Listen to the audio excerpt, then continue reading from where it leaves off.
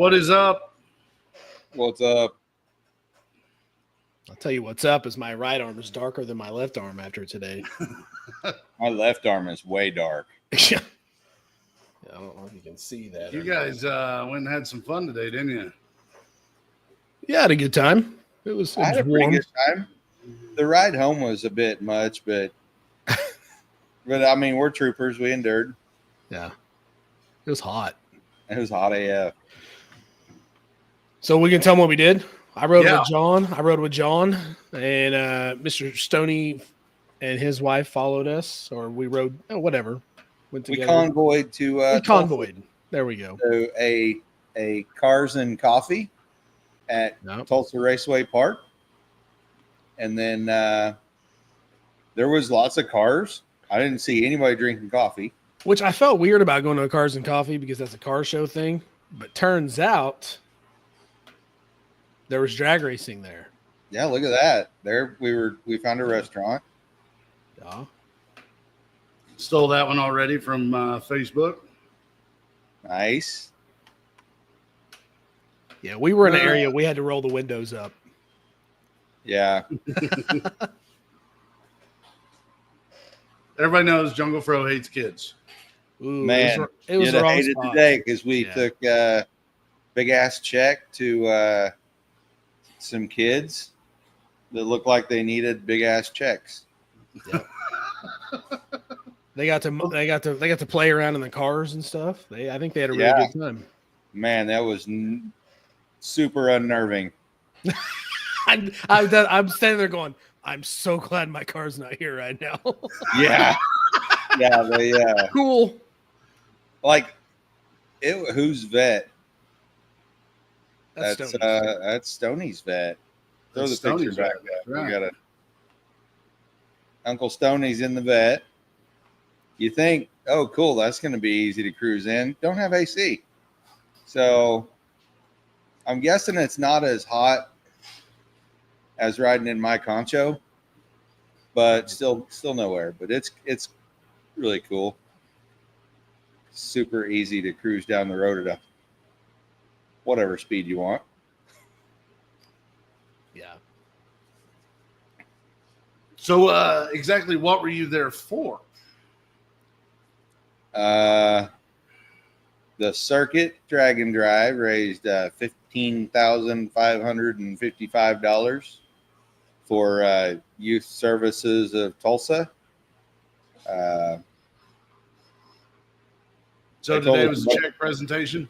It was the check presentation. We all met up at the Cars and Coffee and rode over to convoyed the drag and drive cars over to the youth service Tulsa place, and then them kids came out and climbed all over the cars. And I'm guessing if you could actually tell, there's probably new door dings in this one, and whoever was parked next to me for sure. Like I heard a couple of them, and we were a ways away. Yeah. Like Bo would have shit if he'd have had his car there. That's the only reason I was cool with my car not being there today. Was I don't mind kids being in the car and whatever. I'm cool with that. But the doors flying open. Dang. Nah, that was a little much. It was really, really humbling, like seeing them kids geek out on that stuff. Yeah. They enjoyed it. They really did. You could tell they hadn't been around it very much or at all. But Right. They started off a little timid, but man, once they warmed up, they were car to car and in and out and checking them out. Like they enjoyed it. They enjoyed it. It was Dude, good. that sounds awesome. It was. Yeah. It was. I was super nervous that somebody was going to yank my shifter out of park. That happens. Because So Bo, if it had, there would have been no catching that car. It would have done some damage. Yeah. And like right after that, got a little extra in a burnout, and now I can't put it in park. Yeah, he got after it on the burnout. Yeah. wow. Yeah. We got about a block into the burnout. We got plumb sideways at a very high rate of speed. Lots of wheel speed on that one. Yeah. Lots. I wish somebody would have been videoing or picturing those, because that would have been a scary one. Once John got it straightened out and we could come up to the turn, the smoke kind of cleared out of the car. I looked at him. I go, man, was there smoke on that one? A little bit. It smokes really good. Yeah. It's really good at that. That's the next goal. Make the Fairlane do burnouts. Where are we at on your car, Bo? Windshield and tune. Windshield tomorrow. Yep. Tune 7 days later. Yep. Perfect. And then Big Smoky burnouts on the 8th day. And handing John his ass. I don't know about all that, but you know, it'll be fun to try. Going to the races together. Yeah, it'll be fun to try for sure. It will be. Mine was uneventful. I did find a burnt wire under my dash, and I was really fearful that something bad was wrong. Turned out the wire went to nothing. Bonus. Yeah. It just burned up for lack of insulation on my part. But, all right. Well, tonight we're hanging out with the Bucketlist Mob. Those guys are, I think they're set up. I think they're ready to go. They may be frozen as we speak. I'm not sure. But, all right, they're not. Aaron Roberts is here. What do you mean they're not? They're not ready? I think they're ready. All right, well, let's bring him on. Bring him All in. right, let's go ahead and add these guys in. Ladies and gentlemen, the Bucketlist Mob. Bucket Got list. the shirts on. Wait a minute. Is it not that kind of party? Is it not that kind of party? Are we on camera yet? Are we? What? All right, stop touching me there. Put your clothes on. No, don't stop. Don't stop. He knows that's what I really meant. Hey, guys. Oh, What's up, fellas? What's up? Hey, That I kind got of a party. quick question before we get going. I want to ask you. I want you guys. I need you guys to ask me what it's like riding in John's car on the highway. What is Hey, it like to ride what's on it- John's car on the highway? Ah! That's what it's like. So just like oh my God. if you were Sounds wondering, like you're explaining like a brand new Cadillac. Like it just cruises right down the road, not a death trap at all or anything. oh no, Right. it cruises fine. It's the RPM and like my ears are still ringing. Oh, there you go. Okay, You need I a got quick you. change. Yeah, you need a It's quick like- change. It's Yes. like when you get done, it's like you were just at a rock concert at a prison. Yeah. What exactly is that drivetrain? I mean, 3-speed, no overdrive, and a big gear. Yeah. Yeah. Okay. 14 gear, Nailed it. turbo 400. We get back to John. We get back to John's house, and I get out and open the garage door. He pulls the car in. He closes it. He gets out. Or I close the door. He gets out. I look at him. I go, street car. I mean, I drove that deal 250 miles today. Street car. A couple big Barneys. In reality, you said, drink car, because I can't even afford. Yep. He said street car, and I said, no, I'm good. I just got one.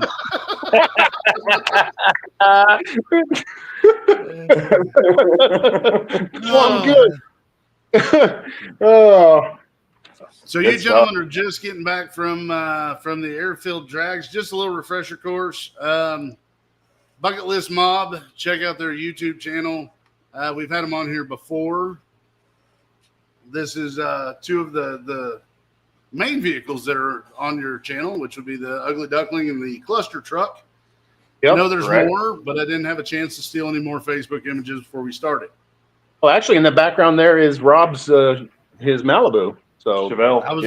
I was going to ask you about that, but you guys are just getting back from the Airfield Drags. That's the only image I stole from that. I was curious as to who owned the Malibu. that's Rob. That's Reverser Rob. We call him Reverser Rob because he seems to like ride with Matt when Matt doesn't have any reverse and has to push his car all the time. So He also helped push the cluster truck back a few times this weekend as well because, we lost reverse in the truck again. yeah. So Oh, fun. But he's the guy that in the group that has a stick, and he's a diehard stick guy. He's a diehard Chevy and diehard stick guy. We ran with a guy today that was a diehard stick guy. Yeah. The guy in the wagon, the Bel Air wagon. A lot of fun. Yeah. So what happened at the Airfield Drags? I'm very curious. I've read a couple of your posts and kind of looked at what you guys did. Yep. So the Airfield Drags, was the 5th year for the Airfield Drags. They have a 5-year lease. So we'll probably be sharing some information so people will like voice in and say how important the drags are for the community, et cetera, because the honest thing is like the guys that rent the hangars there are not happy about this, even though it's like literally a 2-day event. So 2 days out of 365 days, and they're whining about it. They've got a 5-year lease. They're trying to get renew on the lease. It is heads up racing. They sort you out based on horsepower and weight, and it is so laid back. It's completely different from the drag and drive events. It's just completely laid back atmosphere. Very relaxing. It is a good time, and it's just like if you're hanging out with 120 of your other racer buddies and you guys were just running your cars and having a good time. You mean there's no money involved in winning. You get a trophy, so you're not really, ate up with the dumbass when you want to say trying to do whatever it takes to win. They don't allow any traction compounds, so starting line is sketchy. It's a pedal fest. It's a pedal fest, especially if you got power like some of the guys in the B gas and the A gas categories. It's 79 and older cars, so there was some newer stuff there. 120 cars registered, and then so this is our first time doing it. We've been watching it for a couple of years. Matt Donovan has been real vocal about that from Garbage That Barked. And we finally said, let's go out there. It's like a 4-hour drive. Let's go out there on a Friday, do some racing, hang out with friends, do some racing on Saturday. And, we were home at 11 o'clock last night. We had a couple problems with the camper on the way back home, but it's kind of nice to have a weekend event where we got all day Sunday to recover. Yeah. So, Heck yeah. ended up at 11 o'clock and, all day off on Sunday. Yeah, it's a good time. It was a good trying to figure out how to launch your car when you're used to a sticky starting line to basically your road in front of your house. Probably worse than the road in front of your house because you've probably been doing burnouts and launches on the road in front of your house. Yeah. But it was fun, man. It was fun. We left on the truck. Might as well say no to the trans brake, and we left in second gear once, and it still destroyed the tires. So Mike had a pretty good go at it. It just kind of like roll in first, and once it's stuck, then he could hammer it in second gear, and it was trucking along pretty good. In fact, Reverser Rob with the Chevelle, we put a draggy in his Chevelle, and he had the best time that he's ever had in the car because he's figuring out he's got some new clutch, and we went up to Liberty and picked up his TKX that's in it now. Yep. So he run like a 797 8th, which is like a 1220, which is half a second faster than he usually runs in it. And that was, I think it's because on a sticky track, he just hooks and it bogs. On this one, it spins a bunch and just keeps going. So we got some cool draggy footage for that. Man, it's really hard to pedal because everything in your brain tells you you're drag racing and it's foot to the floor. That's what it should be. So it's hard to get that. How hard it is to take off from idle off the starting line and just ease into it all the way through first gear. Yeah. Yeah, it just felt wrong in every way, shape, or form, but it felt faster when it was all said and done. Yeah, we since it's 8 Mile, we threw a set of 570 gears in the quick change, and man, it just woke that truck up immensely. Oh yeah, second gear is a lot of fun. Second gear is a lot of fun now. Yeah. I can imagine. Golly. So any carnage, any wreckage, any problems? No crashes. Crazy. We lost the brakes in the truck. We've been dealing with the rear drums. They're not concentric. There's nothing holding them concentric. We've been trying to figure out a way to do that, and with that old quick change, and finally you could feel it in the pedal, like you could feel it like kicking back on the brake pedal at you. And we've been chasing that for a while. We figured out what was going on probably about a month ago, and then we ended up like throwing a shoe on the last pass of the truck where Mike actually ran, and we kicked. I mean, we won handily in our class for that pass in eliminations. Yeah. And he got at the end of the track and there was no brakes. Yeah. So we went up Friday and I went 2 test and tune runs, and then Mike did the 2 test and tune runs on Saturday, and then I did first round of elimination.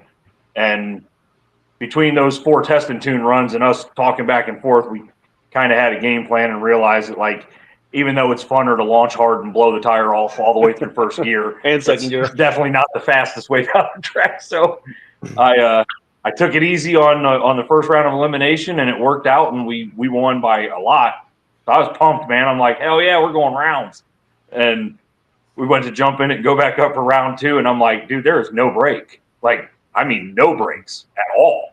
Where at the end of the track, it was at least a little bit. It was like, I don't really understand why it's going to the floor, but like I did a quick double pump and like got some brake back, and I'm like, all right, that was kind of weird. And then we get back to the pits, and after we parked it, I jumped back in to go out for round 2, and there were no brakes. And then we got out and looked, and it had spit the shoe and spit the wheel cylinder out past its limitations, and there was fluid all down the inside, your side rear. That's scary. That's not a good feeling either. So our day was over, but it was all good. We were still at the racetrack drinking beer, watching cool cars race down the runway. Hey, not to change the subject, so don't forget where you're at. But yeah, no, go ahead. Have you guys ever done any roll racing? No. Have you ever cared to watch any roll racing? Sounds fun. I mean, So I think it was the last show before roll racing came up. Fro was like, "What's roll racing?" And me and John kind of knew. Like, I'd seen it. I've never went and watched roll racing. I never wanted to. Yeah, let's go to the roll racing event. But today at this Cars and Coffee, they had drag racing for a while, and then they changed. Oh, now we're going to roll race for a while, and then we're going to go back to drag racing. We watched some of that roll racing stuff, and I think I said in the last show, I think I'd be fine watching it. Nah, I changed my mind. I don't want to watch it. It's not. I don't 100% understand it, to be honest with you. The 2 guys roll through, and where's the start? They start back behind the water box, like okay. back. And then I guess the guy on the left is supposed to the guy in the right lane is supposed to pace the guy in the left lane. There it is. And the target is to be at 30 miles an hour, I guess. 30 to 40. 30 to 40 when you hit the tree. And when you hit the tree, you just give it the beans. So it's pretty, if you don't know how to launch a car, this is what you're going to want to do. Yeah, With that being said, right. With that being said, today we saw people that are like still way late on the tree, if that's possible. Yeah. In a roll race. It's like they were 7 feet past the tree, then they take off. It's also weird because like the cars would bog down and then most of them are Mustangs. Most of them are Coyote Mustangs. There was a lot of very loud Coyote Mustangs, and they were all set the stupid loud mode on the exhaust. So it was really nice that we got to go sit in the tower and not listen to it. But and I don't know, I don't know that if it's a coincidence that because it was the Cars and Coffee, we've very rarely seen a car go any faster than a 12. Yeah, you know what I mean, like 1250s were like the sweet spot at this event today. No, don't get me wrong. There's a couple faster cars, but majority of them. Yeah, I understand. I kind of feel like I watched some of those high horsepower guys doing that, and I'm like, okay, so you can't launch your car from a stop. So I don't know. I'm like, okay, you went 170 miles an hour. I'm like, I don't get it. I guess they were. All the cars we watched were pretty much trapping the same speed they would if they went from a dig. 115 to 117 was about the normal mile per hour. Well, from 76 to 115. Yeah. When you first asked about the roll racing, I was like, what do you mean? You like went out and watched some on the street somewhere? No. I didn't even realize they were doing it at like a sanctioned. Oh yeah. Oh, yeah, they it's do it at a tracks, track for thing sure. now. Yeah, I yeah. didn't realize that was They even. have But I they made a have comment. like a timing system set up, and So how do you know if somebody red lights? I don't think you do. I don't. I Like, mean, can you they're just start? making up the rule. I'm like, yeah. How do you do it? I mean, I don't know, dude. I kind don't of know. feel it's like along the same lines as the guy with the was it the Keds and the gold chain and the jean shorts? You know, he spent a bunch of Keds. money in my Corvette makes 1,500 horsepower, but he doesn't know how to drive it, so he's going to roll race it. You know what I mean? Yeah, it seems I like watched- it would bring its own set of challenges, though. It was. I'm sure there's challenges. It was too. super different. From the crowd we there saw were a few today. cars that would lose the tire just past the tree and be pedaling it there, like they were still having trouble hooking up. But Yeah, Yeah, there was a I've sport seen body like short wide. ETRs and stuff doing that, and I mean, I seen, and they were basically like, you know, oh, I made a 180 miles an hour, 190 miles an hour, and they weren't really paying a whole lot of attention to like the ET. And I was just Yeah. like, I don't get Yeah, it. like I'm is, an old. is it just old a mile an buddy. hour race or? Yeah. I don't know. Sorry, I didn't mean to derail anything. It was they just were something- going. I Yeah, had to bring it up. I had to bring it up. first across Yeah, the finish line was the name It's of just the gonna game. be It was That's weird. right. We probably won't go back and learn more about it. So if you're watching for educational purposes, you're probably in the wrong. Yeah. Yeah, nah, we don't need to learn about that roll That's racing funny. stuff. Yeah. Yeah, I feel like it's the real high horsepower cars. That 1320 is gone to some of the events, and there are some big names that do that stuff, but I just don't. It's not fun to watch. I don't think. You know what I Maybe mean? it's fun. Maybe it's fun to watch the high horsepower cars do it, but to watch the cars that we watched today, it wasn't that. Yeah, like I said, I never watched it in person before, so I wasn't that. I haven't really watched much of it at all. So, you know if it's fun or not, but I'll take your word for it. I mean, I'm not. John described it the best. He said basically road racing is the 3 honks and go on the street. Yeah, You know, Yeah. that's what it is. that's what I thought you were talking about. Yeah, Yeah. but anyway, It almost seems pointless to go back to the story, but you threw a shoe. sorry. Yeah. What else happened? Oh yeah. No, that was pretty much the end of the cluster truck. So yeah, we thought. I guess it's kind of funny. We won round one, and then we thought that Rob won round one, and it turned out that he didn't. Turned out that he red lit, and then Matt just didn't have a good round in round one, so he was out after round one. So yeah, we all got some good test and tune runs, and then we all went round one of eliminations, and then we were all done and decided to load up a little bit early and try to get on the road, which ended up being nice. We got home about an hour earlier than what we thought we were going to get home, and that was with a few minor issues here and there on the way home. I was with a blown tire on one of the trailers, and Some light issues on another one of the trailers when we turned on the hazards. We had good working lights on the Winnebago and good working lights on the trailer, but when you combine the two together, something doesn't like one another. So we have a new fuel tank in it. yeah, so we didn't have no fuel filters. Have to change no fuel filters on this trip, which was awesome. Nice How does the bonus. 100 miles Brave without a change. pull a Yeah. trailer? What's that? How does it pull a trailer? You know, Behind it, I mean, like, how does it do? and it sways from side to side occasionally, and I mean, dude, with that overhang on the back when you're looking at that picture, I mean, any little correction in the steering kind of throws the trailer into and then I when was you're wondering about that. yeah, when you're in the camper, you're kind of used to how much that thing sways, so you don't even think about it. But like Rob followed us for a while, he's like, dude, it looks like you're gonna crash all the time. yeah, great. the guys behind it are way more worried about the guys driving it. Yeah. Well, it looks But, really I mean- cool. That's what matters. Oh yeah, I That's mean, exactly what matters. 318 2-barrel, it's a horsepower machine. You know what I mean? Yeah. all the torques that you can possibly imagine. all 125 horsepower of it. Jeez. I think that's what when I looked up the horsepower rating on that engine, It's like 100. it was like 125 horsepower. Shoo. It feels Is it- like it. So you guys planning a swap for that deal? Yeah. So initially, I think we're going to go to an overdrive straight transmission. Yeah. Everything's got a straight axle on it. I think we're going to go to an overdrive transmission and a 4-barrel because it's just got a 2-barrel for now. Patrick's got the camper is really Patrick's, but we all work on it together and use it whenever. But Patrick has a 12-valve that we took out of a truck probably 4 years ago. They had plans for on something else, and I don't think those plans are ever going to come through. So I think this is going to get probably in the next 2 years, probably get a Cummins swap, which would make a huge difference in. That'd be killer. Yeah. Yes, it would. Yeah, and we do have a little secret. We got 2 more campers coming. Wow.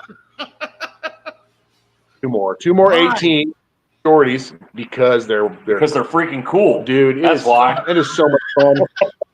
It is Because so how cool is it going to look to have 3 of these things rolling down the road with 3 open trailers with 3 race cars on the back of them? It's going to look pretty cool. It don't get no cooler than that, Right. man. Right. So I think the plan, and I think it's going to be really cool, is Patrick's is going to get a 12-valve. He's a Dodge guy. I'm a Ford guy. Reverser Rob has got the 3rd one. Rob's got a Duramax truck that the body's kind of going to crap on, and he's going to he wants to buy another truck, and he's like, I'm just going to take the drivetrain from the Duramax truck, and it's tuned. It's like 1,200 foot-pounds of torque and 585 horse. Jeez. So it gets down just fine, dude. It hauls the mail, and it's over 8,000 pounds, and it hauls. Yeah. So the Winnebagos, they're like 6,800 pounds.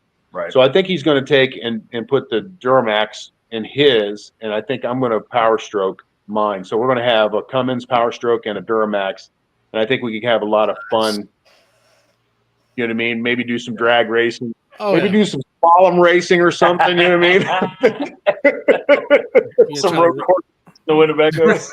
I'm just looking at it, trying to figure out how we could set the axle back some, so it would be a Oh man, it is less sketchy tow rig, because it looks like it'd be a great deal to tow, but man, it looks sketchy with that wheelbase. We were kind of discussing this last night, or I can't remember exactly when, but we were talking about maybe taking the tongue on the trailer that we have now and extending it a little bit to get a little more tongue weight, because we got to looking at it, and even when you pull a vehicle all the way as far forward on that trailer as you can get it, it's still just not quite enough tongue weight.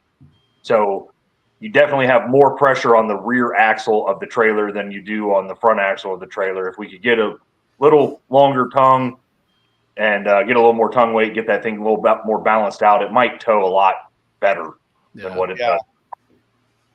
So, But it trailer is all I heard. It's got a really tight turning radius for as big as that thing. Yeah. Because I think the freaking wheelbase on that is like shorter than my Lincoln sedan. You know what I mean? I think it turns sharper than my 2017 Lincoln MKZ. I was going to ask you if it's unnerving to have the truck that close to the back of the Winnebago while you're towing it. Oh, you just don't look at it. a little bit, but yeah, you get used to it real quick. Luckily, you can't see anything back there. It is good enough for who it's for. Let's just say that. Like everything we have, it's good enough for who it's for. It's good enough for who it's for. It's fine. Everything's fine. Just don't look at it. Everything's fine. Brakes are acting up on the truck. Don't look at it. Don't use them. Yeah, don't use them. Reverse doesn't work. Just push it. Just shove it backwards. It'll be fine. Let's not fix it. Just start pushing. Let's do this. First, second, and third still work. So let's just push it. Just shove it backwards. Yeah. It'll be fine. There's really I don't think there's a problem with the transmission per se. I think we got an electrical problem because it's one of those reverse manual valve bodies that you have to put it in reverse and then you have to use the trans brake to get it to go in reverse. I think that's what's going on with that one, because that's honestly that C4 has been fantastic compared to the AOD that's Oh yeah, it's yes. that have been in the freaking thing. It's been great, but the one thing that transmission has had since the very first time that we put it in was the solenoid was sticky. So then we took the trans brake solenoid off and cleaned it all out and got it freed up and working really, really good. And then there was a couple of times where I don't know if it was just in like a little bit of a bind. We got down there and tapped it a couple of times, and that seemed to free it up a few times. And then I think we've had a couple electrical gremlins here and there where it's like it's just not making good connection. So I don't know. It's a combination of all that stuff that has given us fits with that trans brake, but we'll get it figured out. I've cooked the fluid in mine a couple times, and the trans brake wouldn't back you up. Really? Yeah, so I told it to make sure that it was full and that it didn't smell burnt, and everything level was good and it didn't smell. So yeah, I don't know. Mine was super hot a few times. I just dump another quart in to cool it down enough to be able to back up. That's one way to do it. Just overfill it so you can get somewhere, and then just dump it out and throw new in, and it's all fixed. So it's hey, welcome to the Bucketlist Mob. That's my motto. I've only done that like 6 or 9 times. Perfect. You're Yeah. still in a good range. Yeah. Good. Oh my gosh. That's Awesome. hilarious. So speaking of the Winnie, the adventure with Winnebago started with your Megaweek stuff. Yep. So what happened Yeah. on Megaweek? For Geely, must be French. I For think it's Geely. I think it's Italian. I think it's Italian. So, that thing sat for, I think, nearly 15 years and didn't budge. And then we drug it back to the house. We changed everything, the entire brake system. Anything that touched fluid was new. I mean, not a nut, not a bolt. So master cylinder. And the master cylinder, funny, is out of like a 77 Corvette. Can you imagine that? That's just weird. All the lines, all the hoses, all the wheel cylinders, all the calipers, new drums, all new hardware. So that was good. Getting stopped was priority. Well, we didn't spend enough time on the gas tank, and they took it for a drive like down the road and back. Like, we're good to go to hook up a truck and trailer and drive 1,200 miles. Send it. Yeah. It'll be fine. Everything's fine. Everything's fine. Don't look at anything else. So we ended up getting down to Columbus, and luckily, like, my daughter was house sitting her boyfriend's parents' house, and they were away, and they weren't far from where we were getting stuck at. The damn thing kept overheating. We ended up like staying at their house with my daughter and all their friends, and just hanging out with my kids and working on this thing. We would make changes, and then there was a stretch of 42 here in Ohio that we'd go up. It was like a consistent grade uphill, and we would know, okay, is it still getting hot? There's a pattern that it would follow, and we'd make changes. We thought maybe it's timing related or something. We ended up, after 48 hours there, we ended up using CLR in the radiator, and we ended up putting a high flow, like a Moroso water pump on it. And New thermostat. It ended up being like, it went from like climbing to 225 to staying at like 175. But by that time, we would have had to like cannonball this thing and have a perfect drive all the way down and not sleep to get the truck through tech to make Megaweek. We were registered for it, and We had to be there like Saturday afternoon by 2:30 or something, and we started crunching numbers, and it's like, dude, we would literally have to drive nonstop straight through, no flat tires, no breaking down with any issues whatsoever, just to get there. It's like, this is just stupid. And so we were like, okay, we're just going to leave the truck here at my daughter's boyfriend's parents' house. We'll put it in their garage. They're going to come home for vacation and find a gasser in their garage. Find a race truck. Dude, I'd be pretty stoked if that happened to me. Yeah. I'm not gonna lie. Yeah. And we ended up. We said, all right, well, we've already taken the vacation time. Let's just follow along. Let's go. And that's what we did. And met a lot of really cool people. Had several weird breakdowns. Larry helped us out with one of the biggest ones on the way home. That Don't be one using was my government name on the show. Don't be using that. government. This fella named Fro. But we had every time, I feel pretty lucky to have the friends that we have, but Mike's got a positive attitude, and I'm like, let's just roll with it. You know what I mean? And we went through 19 fuel filters on our trip. The first one was literally like 5 miles away. Maybe 5 miles away. We didn't even have working tail. Didn't even have taillights mounted on the camper because they were all corroded. We were going to go. Let's go to AutoZone and go get some bulbs and try and wire these things in.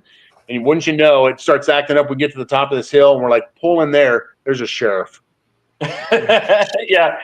Go back and watch like the very beginning of the first video of our Megaweek coverage. It's like him and I in the driveway. We're like, which way do we go? Do we go left or right? I was like, well, if we go right, we got to get on the highway. If we go left, we can take the back country road if we have an issue.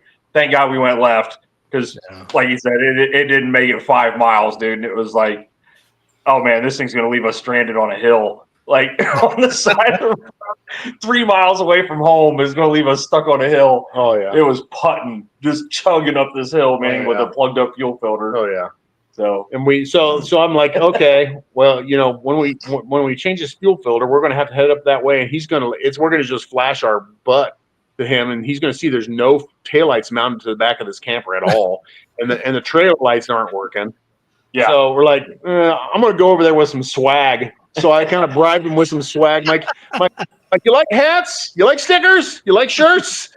Just handed him a bunch. Hey, check this out. And he's like, oh, thanks a bunch. We're like, you'd have to be a real jerk to get a bunch of swag and then pull us over and give us a ticket for taillights. So I tried to guilt him before he knew what was happening. You know what I mean? So, but he was cool. He was cool. So that was before we even left. I mean, it ended up being like a fuel filter every 50 miles to start, and then it got longer and longer and longer. I mean,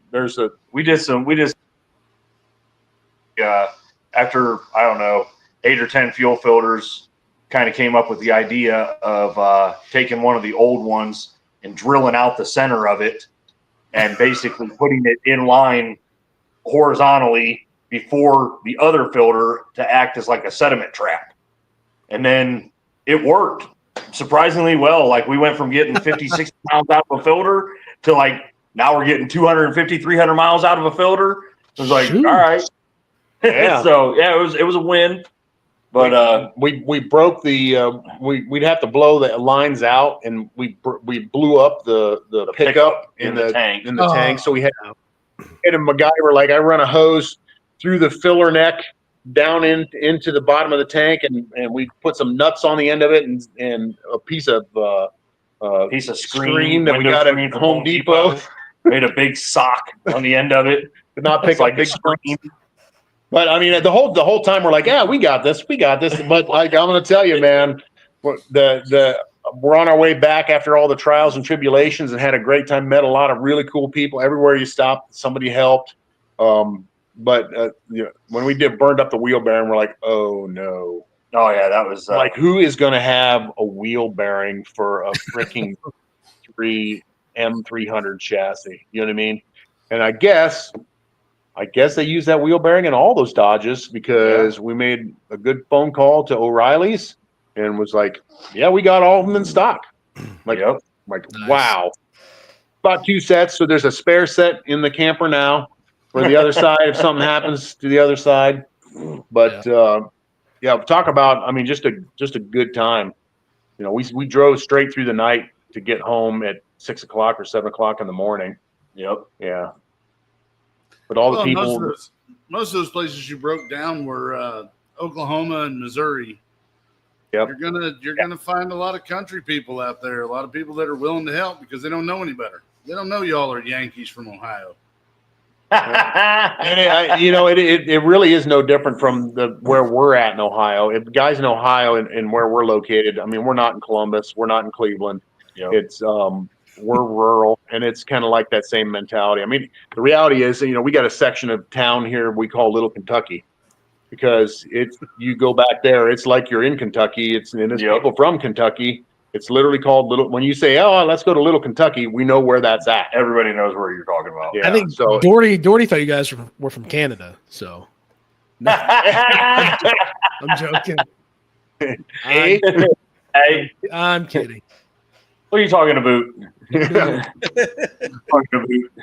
Yeah. So I mean that was an adventure. When I pulled up my Google Maps to pull up the history for the trip, it was 2,375 miles exactly. Jeez. About $900 in gas, because we ranged from 6.5 to 9 miles to gallon, depending what we were doing on the road. Depending on how often Mike yelled at me down. I was like I was the nag. That's things Nova were tight. territory. Dude, things were tight. I mean, it was like, real tight. We got a little bit of cash. We're like, twice we showed up at 2 racetracks and said, we're registered. We don't have any money. You know what I mean? We paid $500 and they just let us in. You know what I mean? And it was like, okay. I mean, it was like, okay, I'm on my phone going, okay, if we get 8.5 miles a gallon, we can make it home with the cash that we got. If we get 7, we're not making it home. And it was like, and so we did some calculations while we were driving. It was like, if you ran 55, which when this thing came out, 55 was the speed limit. If you ran 55, it got like 9.2. If you ran 65, just 10 more miles per gallon or miles an hour, it went to 6.5. So like knocked a third of it away. And there's a part in one of the videos where I stick a rag out the side window, and you can understand because there's plowing so much air. Like there's no wind comes in the side windows at all. None. At all. None. There's no relief from any heat. The rag flows forward. It blows forward when you're pulling it out the window. Yeah. That's how much wind this thing is plowing through. You put your hand way out the window and it just shoots forward. You're like, what? How does it do that? Yeah, you can't do airplane out the window. No, there's no like, oh, I can do here. There's none of that. Yeah, there's none of that. So but it was. I mean, it's an adventure for the ages. I mean, it was. You know what I mean? No showers for a week, dude. Yeah. Oh, dude. We ended up blowing a tire like on the second to last day, and we put the spare. If you saw the spare that we took with us, you'd be like, I don't understand how it worked. I really don't. It was round and made of rubber. We were in the driveway, and before we were leaving, I was like, we're not taking this, right? And he's like, no, we're taking that spare. And I'm like, what the hell are we taking that for? I'm like, there's no way it's going to hold air. He's like, I put air in it. It held. I'm like, whatever, man. It saved our ass twice. Yeah. So we put a tire on, and it was in the dark, and semis blasting past us with, you can hear their tires going, blah, blah, blah, blah, blah, blah. I'm like, he's going to blow a tire too. But we ended up parking way off. We found a church parking lot, and we're like, okay, let's just deal with this in the morning. Let's try and get some sleep. Well, I was feeling pretty gross. So that church I hope that church does not have like any cameras, because I was in nothing but flip flops in front of the camper, like with wet wipes. You know what I mean? With literally like Tubbo towels. Oh, dude. Tubbo towels and wipes. Oh. I'm like, I can't do it anymore, dude. I can't do it anymore. And so I'm like, I'm going out there. So I'm literally in nothing but flip flops. Standing out in this church parking lot in front of the camper. I'm like, I don't care. I don't care. I don't care. They can see me. I don't care. I feel disgusting. You just take a short piece of hose and go hose yourself off with their spigot. Exactly. That would have been funny, right? Yeah. I mean, we're horrible at planning stuff. But it makes part of the adventure. It's like, we go someplace, we're like, we didn't take any water. We didn't take anything for food. We just left. Like, no planning. Dude, I totally forgot a blanket. I mean, I had to borrow a pillow from Mike when I got to his house, and then we got on the road. I totally forgot the blanket. I slept with a towel the first night. And we were talking about that to another Megaweeker, and they ran into us. And they heard his wife was like feeling so. What's the name of his page? We'll toss his out. One more bolt. One more bolt. One more bolt. His wife felt so bad. She went in to get a blanket because it was cold. Yeah, went in to buy a blanket for herself. Yep, And bought one for me. I'm sure heard us talking about it. So she's like, here, just take my blanket. Just take it. So she hands Mike the blanket. So now he's got a blanket to sleep with. It's got cute dinosaurs on it. It does. Keep it. It does. We for sure didn't need any blankets on Megaweek. Oh No. At night it got kind of chilly. We had a big hurricane fan in the back that we ran. Yeah. You know what I mean? Yeah. Yep. So yeah. My It was wife an adventure. was my co-pilot, so we for sure had hotel rooms every night. Nice. Well, we didn't have the money for Yeah, hotel we rooms. did not. Yeah, we did not. So So what you're Wait, saying is if there would have been a hot dog stand at the tracks, you probably would have bought dollar dogs. Oh, dude, there's a story there. that There's a too. story to that. So we had a couple of dollars, and we're like, I think we have enough money that me and you can share a hot dog, Mike. We were No crap. joking. Yeah. And then somebody heard us talking about that and ordered us a pizza. Taste of chocolate. Case of Choctaw. Yep. Heard us talking about that. Bought a pizza from From Heavy D's. I Heavy believe. D's Pizza Heavy D's and brought us a Pizzeria. whole pizza, like delivered a whole pizza. Dude, we're to at us the track. This guy comes walking up to the door with the pizza, and I was like, "Did somebody order a pizza? I didn't order a pizza." Like, You're like fake Okay. looking for money. Like, yeah, let me pay for he's that. like, hey, we heard your story. He's like, we said there's no way we was going to let you guys go hungry tonight, so this is on us. This is from Taste of Oh, Chocolate Pizzeria. Just super cool people, man. And then the guys next door to us, they had like homemade fresh chopped brisket. Oh my God. Barbecue brisket sandwich. He's like, hold on, man, I'll be right back. Come hooked us up with some freaking brisket sandwiches and some Modelo's. yeah, some Modelo's Yeah. with lime and dude, Jeez, yeah, I'm going just with you guys next year. Yeah. all people. 1,000%. Like the people we met on the trip, and then Mike Narks and Eric White from Drag Driver guys. They're like, hey, come with us. So we got to go up in the tower at was it Thunder Valley? That was Tulsa. no, was it Tulsa? No, Thunder Valley. Did we miss Tulsa? Dude, it's Dude, such a blur. it's a Such a blur. blur. It's a blur. I believe you missed Flying It was- Age and made it to Tulsa. Day 2, yeah. Where did it start at? Started at Flying Age. No, Day it 2 didn't. was Oh, it didn't? No. Started at Yeah, Tulsa. don't- And you guys went straight to Flying H. That's it. Flying H. that's where we were at. Yeah. Yep. Okay. That was where we showed up. Flying That was H. our main- I learned what happened if you tried to launch with 22 pounds in slicks.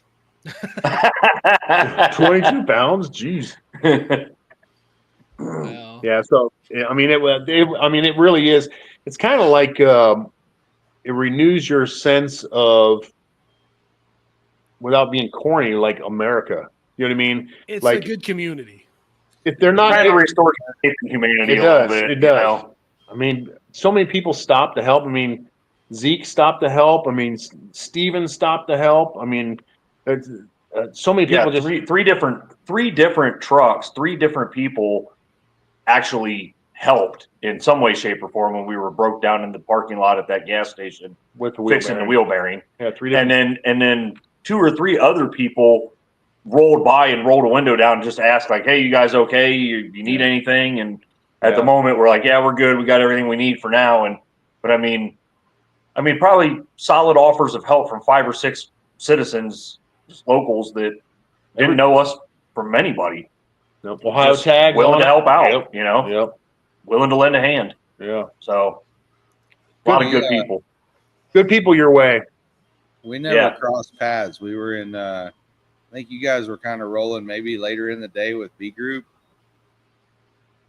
We were just rolling. Yeah, dude, we were just literally rolling late because even though we didn't have a race car, we still had all the problems that people with race cars seem to have. Right. So we were never anywhere like on time. We were Didn't really have like an on-time schedule to make, so we were like, "Ah, screw it. It is what it is. Like we'll get there when we get there." A group and got passes in and got the heck out of there. Yeah, Yeah, I don't blame you. I don't blame you. Yeah, we were kind of rolling with the late guys. Yeah. We were for sure. Because we had a couple of friends that we know that were running Snafu Rich. Yeah, we actually rolled with Snafu Rich and those guys and those guys and the Havelicks and stuff for a little while and hung out during the rainstorms and stuff. And Yep. so I mean, we had weird. I mean, like I forgot the other day, like when we were driving, when yesterday when you're like, oh, I had no throttle for a second. I'm like, oh, we still haven't fixed that permanently. That was MacGyver on the trip. Yeah, I know. It's like, oh, we haven't fixed that Because permanently. Patrick was talking about it last night. He's like, it feels like there's kind of a sticky spot in the throttle. I was like, dude, I bet that hose clamp slipped. Yeah. And yeah, we need to address We that. MacGyvered We need a to address lot of that. stuff, man. So I mean, there was one part in just out of St. Louis that we got on an off ramp, and it was one of those concrete 2 lanes with like no berm on either side, and that's when we ran out of gas, or thought we ran out of gas, but it was the fuel filter again, and it ended up being a fuel pump later on. But like I legit thought I was going to die. it was the sketchiest shit that I've ever been a part of. An automobile on the side of the highway, dude. It was so we put some fuel in, and I'm still like sandwiched between like the concrete barrier. We're kind of like on this rising turn, like the inside of this rising turn that's like 70 miles an hour, and this traffic just hauling ass.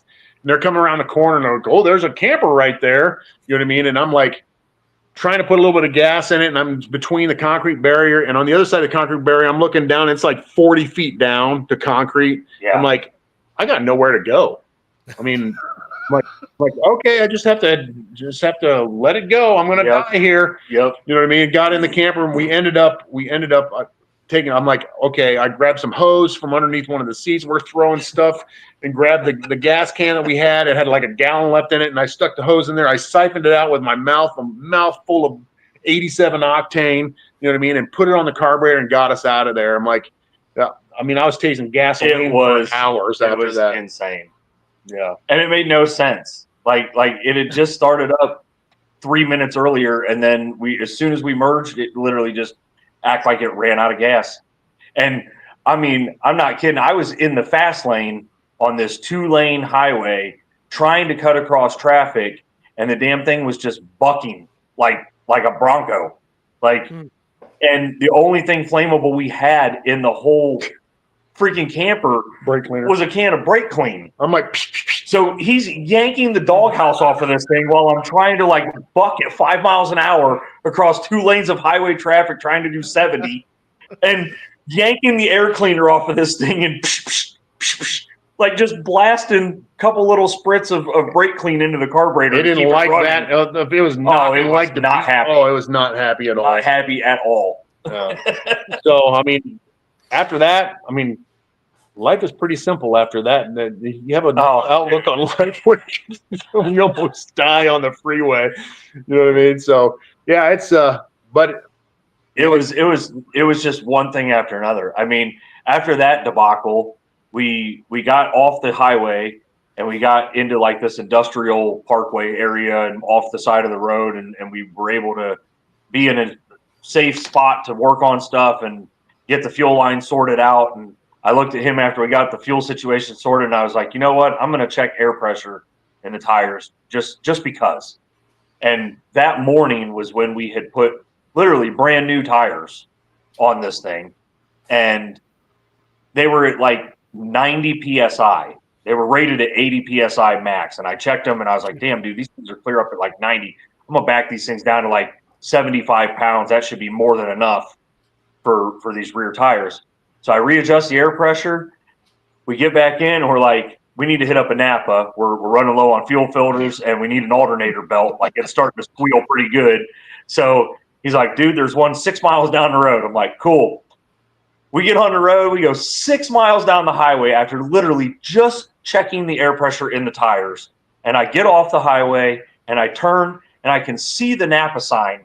It's like not even a football field away down the road.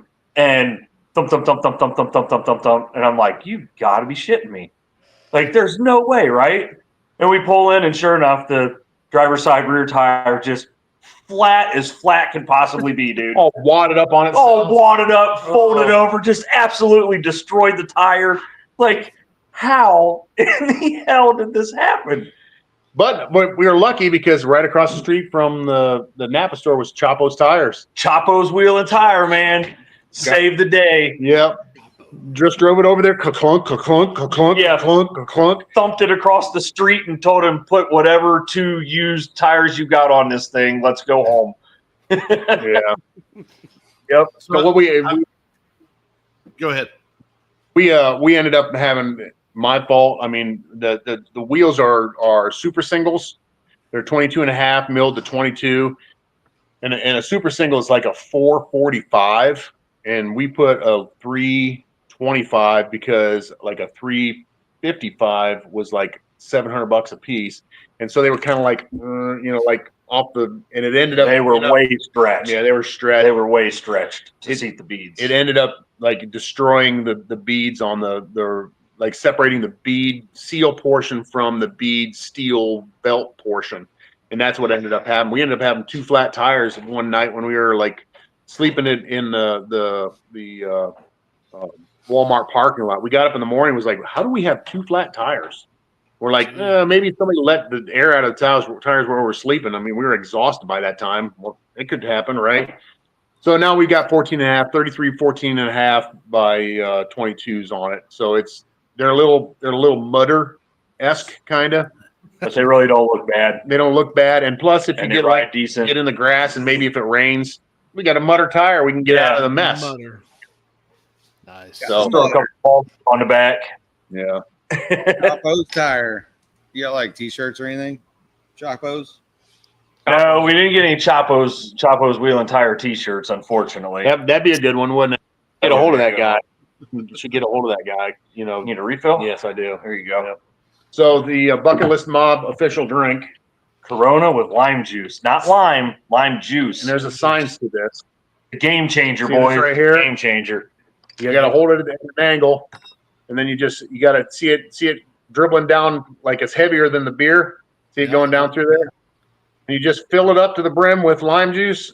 I'm telling you, dude, it's a game changer. It is a game changer. Everybody we've exposed this to, I usually get an FU text with lime juice and Corona sitting next to each other. That's all they want to drink.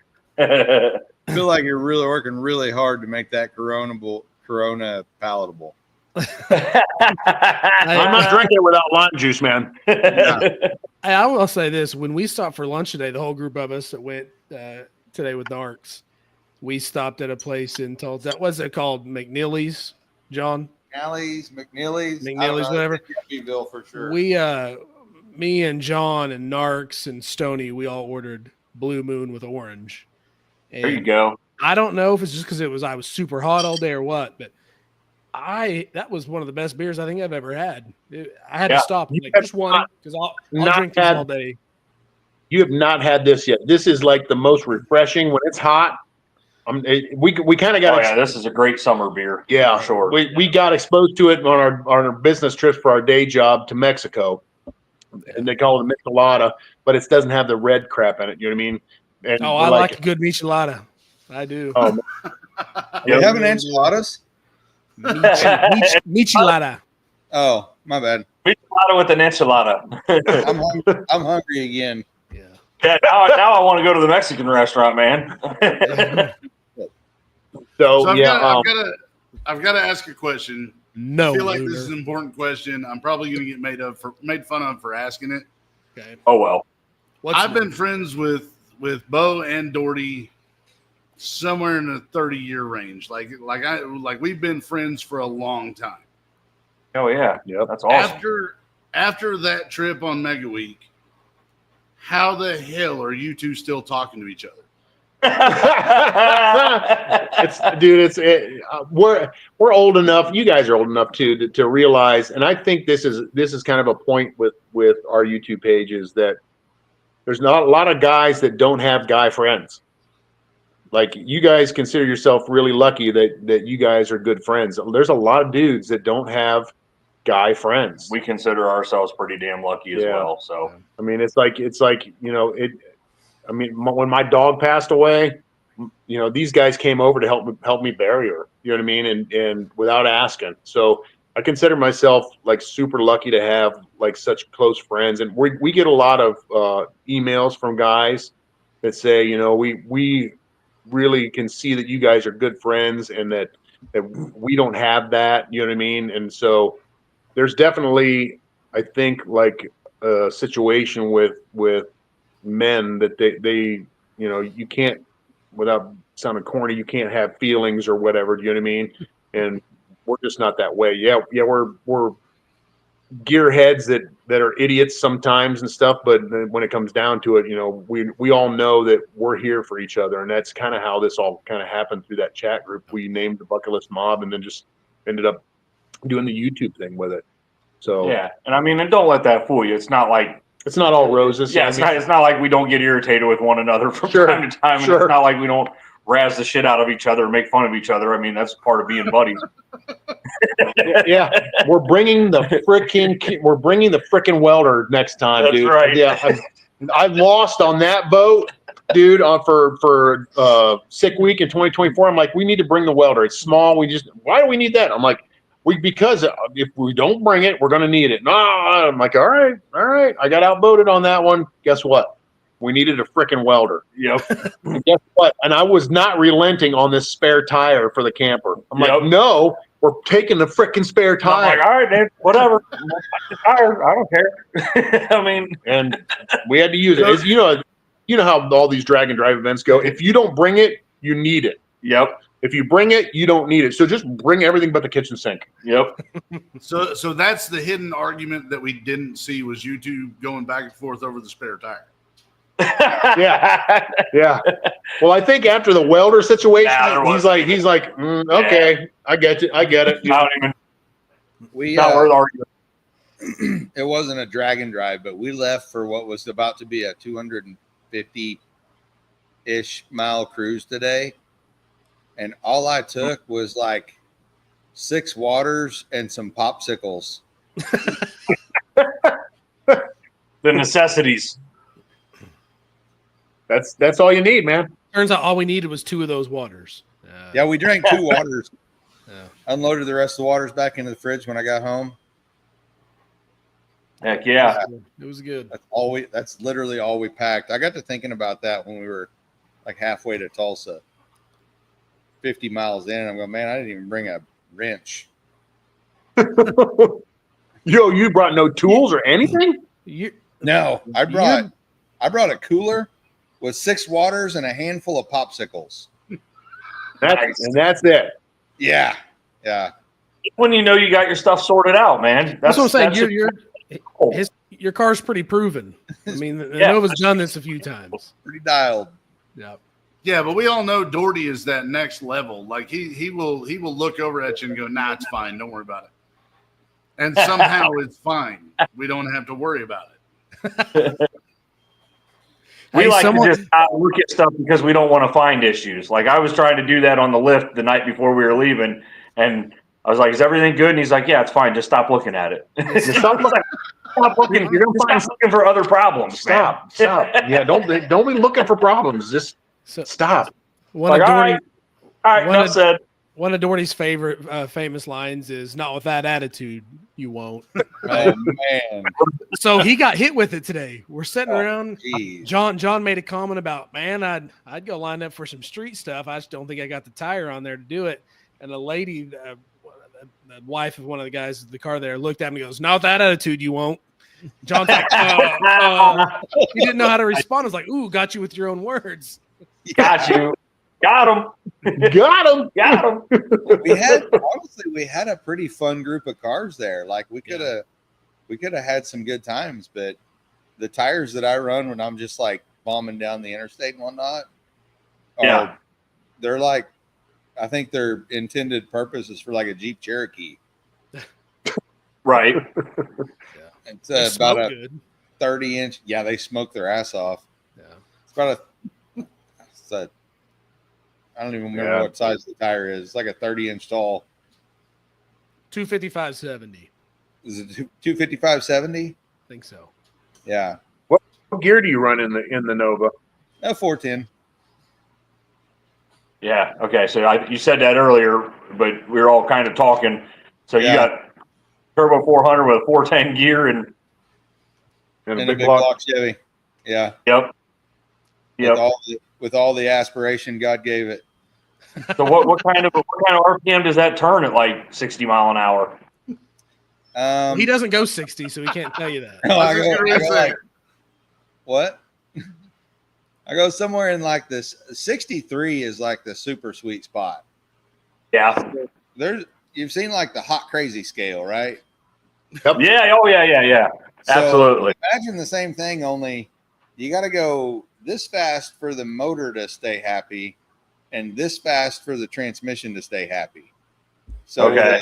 with a 5,500 stall, Yep. if I'm under 3,000 RPMs, the transmission just gets hot. Oh yeah, I'm sure. Okay. I'm sure. So I try to keep it about 32 to 3,500 RPMs, which is about 63 to 68 miles an hour. So Okay. the crazy hot matrix, your transmission's name is Tiffany. Yeah. Yeah. I got Tiffany down here that if I go too slow, She's a headed hairdresser with a rabbit in a pot. right. My transmission's a hairdresser, and my engine, I think, might be a school teacher. So it's Dude, the crazy scale starts at 4 because we all know there's no such thing as a woman that's not at least a 4 crazes. Yes.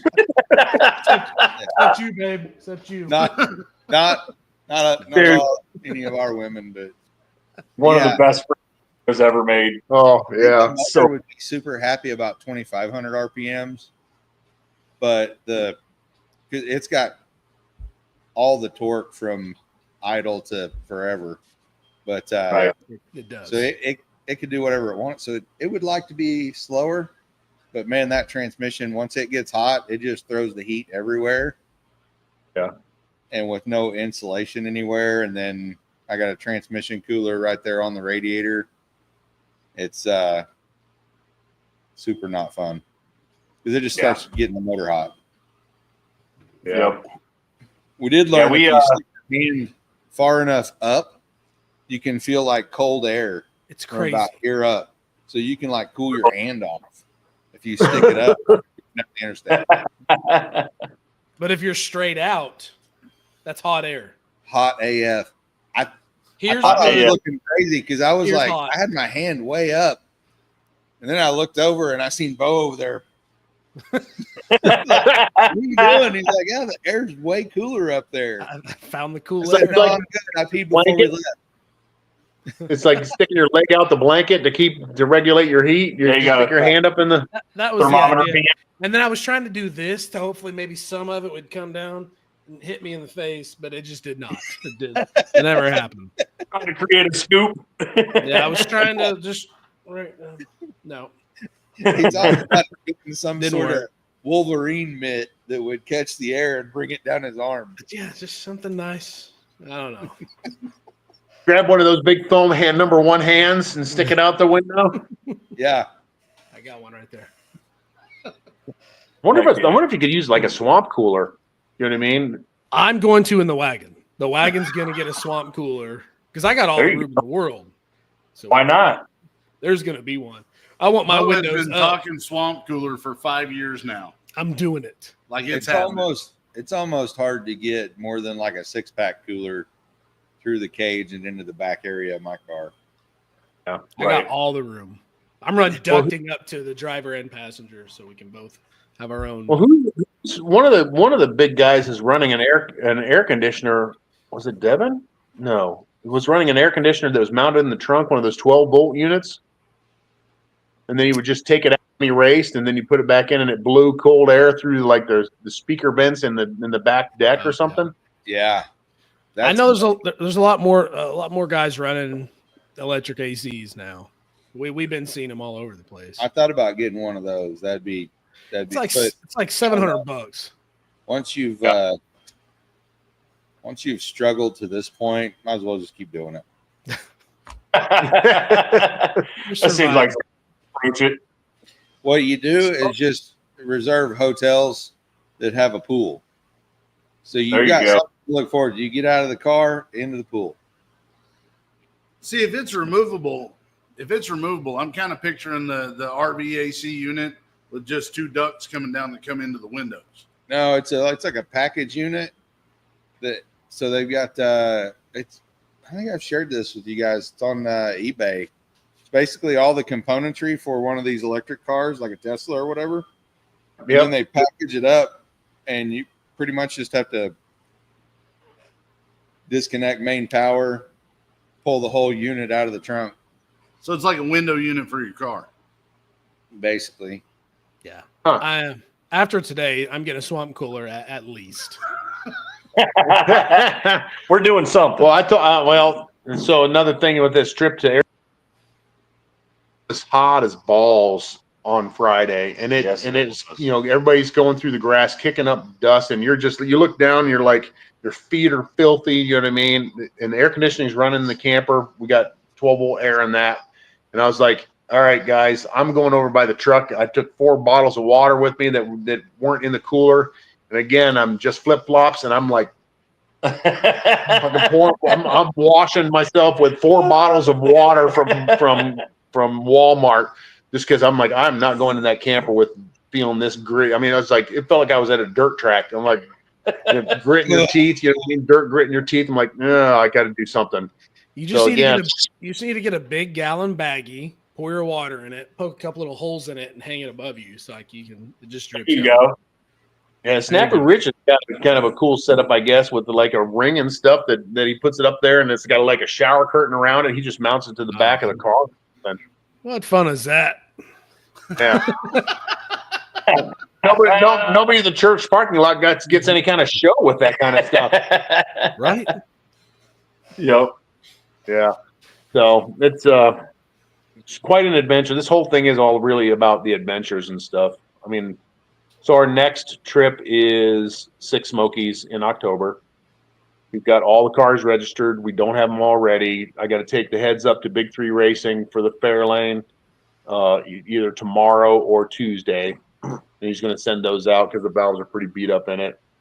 Scott, I talked to Scott today in the 64 Falcon. You haven't seen a lot of videos on that, but that's going to be a ripper. It's fiberglass nose, fiberglass doors, fiberglass trunk lid, Lexan. So it's going to be an A gas car, but it's going to be an NA with a 545 in that? I believe. 545 big block Ford, tunnel ram, Schneider cam, Harlan Sharp rockers, and he's running a C4 in that, right? Yes. So A Plus built the C4 for that, and it's got a quick change in it. So 501 converter. It's gonna be gnarly. It's gonna haul the mail. We need to get a set of scales so we can scale that thing. You know, there's a lot of jaw flapping going between Matt with the Comet and Scott with the Falcon. You know, who's going to be faster than who? It's kind of fun. We kind of play up on that a little bit. But so we'll have the Fairlane, Ugly Duckling. We'll have and I'll be taking that. Yep. Scott chimed in. Hey, 545. 545. Scott's Yep. watching. Yep. Mike's taking the truck. Scott's taking the 64 Falcon. Matt's taking the 64 Comet. Dennis is bringing his Camaro. Is that a 2001 Camaro? I thought it was 12 Is it? for some reason.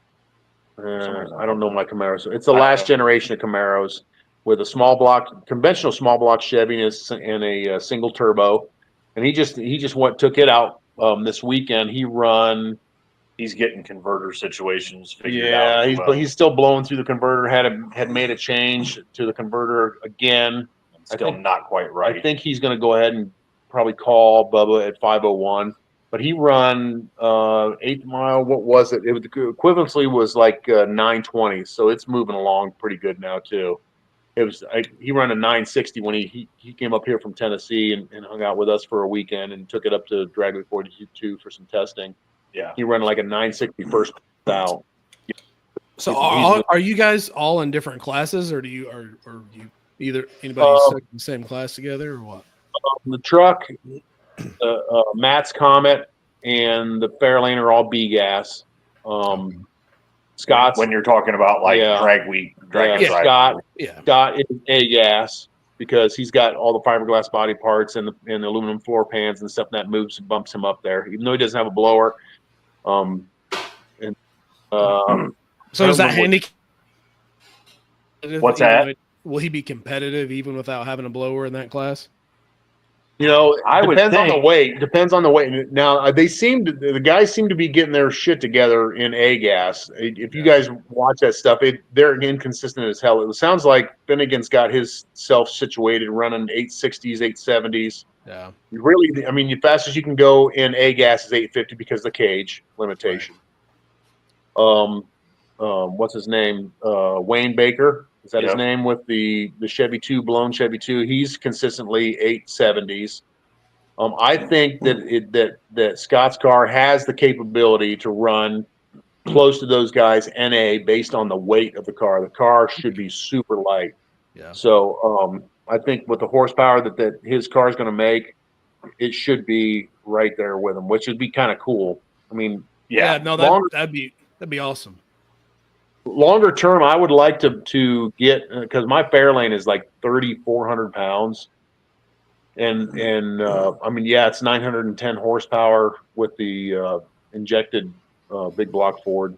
But I would kind of like to find, you keep your ears open, everybody. I'm looking for like a 60 to 62, maybe 63 Falcon, kind of like along the same lines as Scott's. Looking for something that's already got the fiberglass nose, fiberglass doors, as light as it possibly can be, because I would like to take the engine out of the Fairlane and move it, put it in the Falcon and run A gas.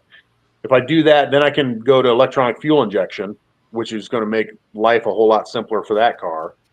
And then, and we can be competitive without a power adder. yeah, I think we Which could would run be 860s. freaking awesome. Yeah, 860s, 850s with that engine fuel injected in a light Falcon. And I just want to be that guy that goes to the blown class with an NA car and can run with those guys. Right. And then Keith Turk messaged me last year and said, check out the rule change in Drag Week, because he knew I was kind of like on their butts about like the year, make and model stuff for the Ford stuff, because they limited to 68, which really kind of like screws all the Ford guys. You can't run a Cleveland. You really can't run a Windsor. You can run a 302, but not the tall deck like the 351 Windsor, because it came out in 69. So they kind of limit you. They kind of limit you on the Fords in the gasser classes. Well, he changed it to allow Boss 429. So I'm like, and I've always wanted a freaking Boss 429. So I think money withholding or whatever is, the Fairlane will end up being a Boss 429 with a blower, because it's so freaking heavy. You know what I mean? It needs it. So we've got. As soon as this YouTube page blows up, so Subscribe. yeah, get out there, hit that like button, man, share this stuff. Yeah, I mean, I pointed out like only 10% of the people that are watching are subscribed, which is just strange as all get out. That 90% of the people that watch our videos aren't even subscribed. Yep.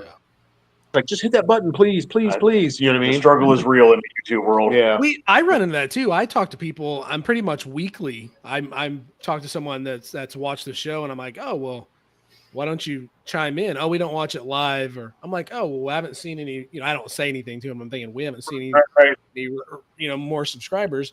There are people are watching. They're not subscribing. Yeah. I know, it's the weirdest thing that like 10%. It was like 9.8% or something like that when you go back and look at the analytics on your studio or whatever. Like, how is like less than one out of 10 people that subscribe, but they watch every week. Yeah. The Bucketlist Mob is our YouTube page. The Bucketlist Mob, Thank you. Yeah, we've just a real quick overview of the Bucketlist Mob. I had heart ablation surgery. I was having SVTs, which is fast heartbeat, and I ended up having a heart ablation. So I sat in the hospital while they monitored me for like 3 days in the heart ward, feeling completely fine. And we had a chat group between all of our buddies and stuff, and they're checking in on me. And I'm like, I just had a moment where I'm like, you know what? I've been putting off stuff every year. Like, no, I'm going to do that next year. I'm going to do that next year. I'm going to do that next year. And I was like, screw that mess. You know what I mean? I'm done with this crap. I was traveling a bunch for the company that I worked for. Thankful for the company. It allowed me to do a lot of stuff, but I mean, I was traveling 42% of the time. And with little girls, I'm missing them out a bunch. And I'm like, but I took a job with a big pay cut that allowed me to have a lot more freedom, and never looked back. So that chat group it didn't have a name, and it was just our chat group. And I'm just on a whim one day, I'm like, these are our bucket list items. I'm just going to call it the Bucketlist Mob for some reason, and it just kind of stuck. So that's what we are. And what we ended up doing is like we started doing stuff. The first thing we did, we went to SEMA. You know what I mean? And then the next thing was like, okay, I'm like, okay, guys, what do you think about this? I've been wanting to do Drag Week for years and years and years. What do you think about doing Drag Week in the Fairlane? They're like, hell yeah. So we put the Fairlane together, and 4 of us, went down for Drag Week in 2019. So we decided after all that stuff, I'm like, if for anything, let's just capture the dumb stuff we're doing for. I mean, I don't remember what my grandpa's voice sounds like anymore, or my grandma's voice sounds like anymore, because there's no really recordings of it. And if for anything, our grandkids can see what idiots we were. You know what I mean? That's exactly what Fro wanted to start our stuff for. Yeah. Yeah. So our grandkids go back and go, my grandpa, he was freaking hilarious. Look at the dumb shit he did. You know what I mean? So it ended up being that, and then it got a little bit of traction. We're like, oh, okay. Let's see where this goes. Let's see where this goes. You know what I mean? So we're learning with every video. I mean, I think this video coming out next week for the Airfield Drags is going to be pretty good. We've got a guy that's coming with us for Six Smokies, an AV guy that's going to do all the videoing. He's going to do stuff for us, so I can concentrate on racing. Because it is. I mean, you guys know it's a lot of work to make sure all the batteries are changed and all the GoPros. Make sure that you're capturing this. They're getting turned on before you make your pass. You don't want to leave them on all the time, because you eat up battery and eat up memory card. So we're like, so he's going to go with us. And we decided after all of the guys that have contacted us through our email about the whole situation with not having close guy friends, we're like, you know what? In the fall, when things slow down for racing, let's go ahead and start a podcast too. So we're gonna spend a little money on some good equipment, and kind of see where that leads us to. We've already got 3 guys that want to come in on the podcast and kind of be a part of that, as far as let's introduce you to this guy, or let's introduce you to this guy, and just kind of I think maybe less about racing and maybe more about, without sounding corny, maybe men's health. You know what I mean? Making sure we're all emotionally present, or have emotional intelligence, and maybe not fly off the handle. As I get older, I think I'm getting better at that kind of stuff. You know what I mean? When I was 20, I'd fly off at the handle about dumb stuff, and today it's not worth it. You realize it's just not worth it. Yeah, You're better. I'm way better now than I have ever been, man. Yeah. I used to lose my stuff for sure. I had a moment of that yesterday when we lost that tire on the trailer, and we're behind Rob. Rob is changing the tire, and we're on 30 at 70 miles an hour. Cars are going by, and they're just not getting over. So I'm stepping in the road, and I'm like, get over. You know what I mean? I've done that before. Yeah. I'm like, do you not see people here, you idiot? And it's miles down the road. Nobody else is in the lane, and they just stay in the lane like a retard. Right. There's no reason for it. Get over. I mean, it's this right here. I mean, yeah, man. Yeah, I mean, Absolutely. probably like 3 years ago, I probably would have thrown a socket wrench at them or something as they drove past. Maybe, you know what I mean? So, for sure. Whoopsie!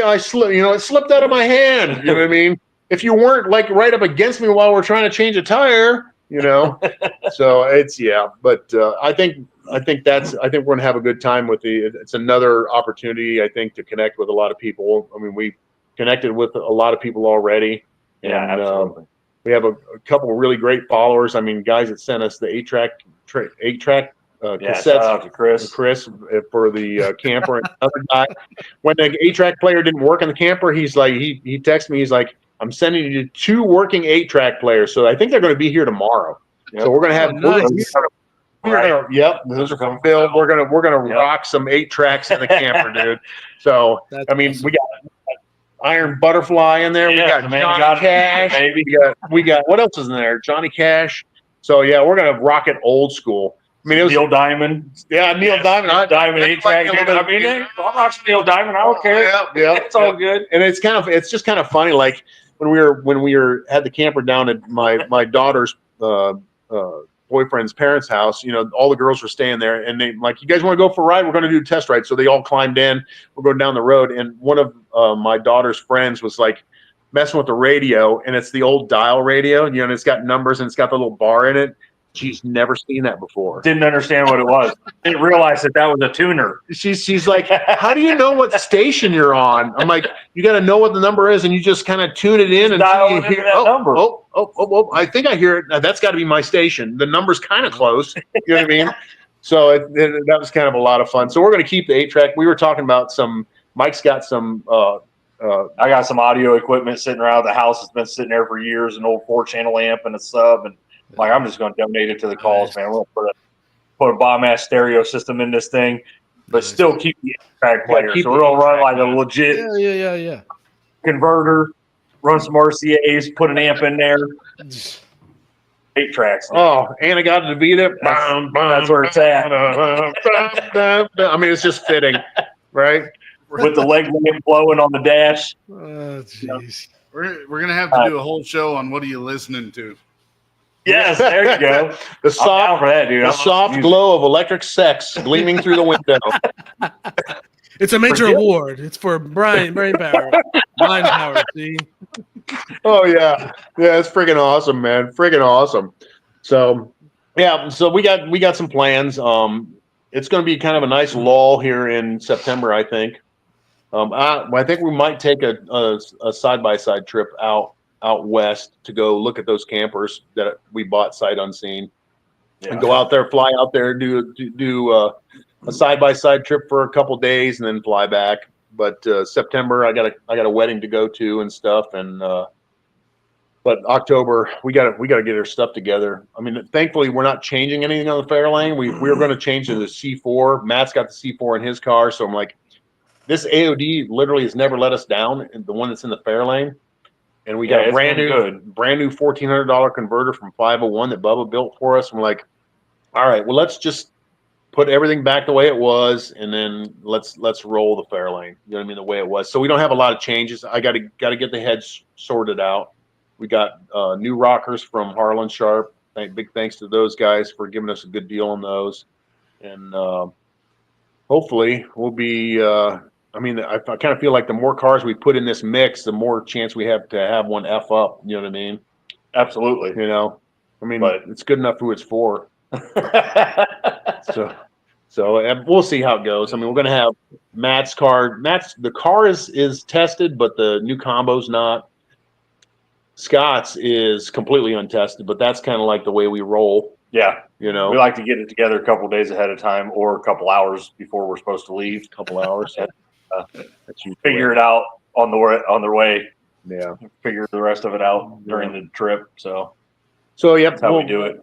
Kind of slow September, I think. We're going to, as far as racing goes, we got a lot of work to get done on Scott's. He got a bunch of stuff done today. I called him today when my air conditioning took a crap at the house, and get the Fairlane back together. Shouldn't be so bad.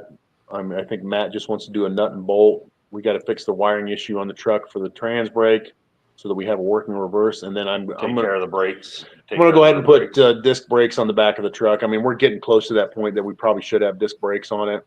As best as I could tell, it's weird. I did find replacement drums for it. It's an old Winters quick change, and it looks like they're like 65 Catalina drums. And it kind of makes sense that like they wouldn't design their own drums and make their own drums. They just find something that has a 5-on-5 pattern, right? And it kind of looks like it. But I'm like, we just threw a shoe. I don't know if I can get a shoe for it. Like what shoe to even order? Yeah. So it's like, let's just throw a set of Willwoods on it, put a couple brackets from those dirt track brackets that we have like on the Fairlane, and get some rotors and hats and just call it good. Get rid of that brake pedal thump that we've been dealing with for literally 3 years, trying to figure out where that's coming from. Yeah. So All right. Man. Well, let's pull this up. Do we You guys ramble wanna enough go for find these guys? Go ahead. yeah, we are super skinny on merch, man. Like, I think I've got two 2X shirts left and one 3X shirt. No hats left. We got some stickers left. We got a few koozies left, but we're going to be placing a big monstrous order again on this Friday. So replenish the stock on shirts, replenish the stock on hats. And honestly, if somebody has like a hat design that they like, we use an auto flat bill, and then we also use the Yupong flat bill, which are two really good hats. If somebody Very has nice. but they're both flat bill truckers. Yep. If that's not your bag, just get a hold of me. We've got the transfers in the machine to it. We'll transfer them onto the hats that you like. Reverse Rob likes the fitted ones, so he just buys a hat and Like brings this, it up. Yeah. the style. Yep. And we'll So. just put a sticker on it or whatever. So Yep. but we'll get that loaded back up with stuff, because I want to make sure that we have this stuff for our trip to Six Smokies. Smokies. Yeah. So we'll bring a bunch of merch with us for Six Smokies. And the reality is we kind of give a lot of it away, just, kind of like, here's a hat, you know what I mean? So. Yeah. All right. That's your next Guys, outing is Six Smokies. October. Yep. Yep. But Most recent one, did the whole Megaweek trip, and then we went to the Rock and Race at Dragway 42 and did that, and then the Airfield Drags, and then we got a little bit of a break in between Airfield Drags and Six Smokies. So I'm sure we'll probably take the truck out for like a Saturday thing, maybe at Dragway 42 or something. I think they had a test and tune this weekend or something. Right. We'll do some. Can't go not race something, but no, and it probably wouldn't be a bad idea to dial it in and work out a couple bugs. I mean, the best situation would be if we could get all our stuff situated and everything. We take everything out and run a few passes, and instead of right. Sick Week 2024 was the first pass for the Fairlane with a big block in it. Right. Had no idea what it was going to do. Yep. So, and then since then we've changed out the rear suspension, Yep. and we haven't got a chance to test it since then. Yep. And then we gone through the transmission, expecting to find a problem, didn't find a problem, realized that it was a converter issue. Yep. So we ordered a brand new converter. Still haven't tested that yet. Yep. It's brand new from So 501. So yeah, we have a brand new converter, a freshly rebuilt or gone through transmission, freshened up, whatever you want to call it. All new rear suspension. Viking Shocks. Big thanks to Viking Shocks for helping us out on that. Infinite amount of adjustability. Yep. So big changes from what we had.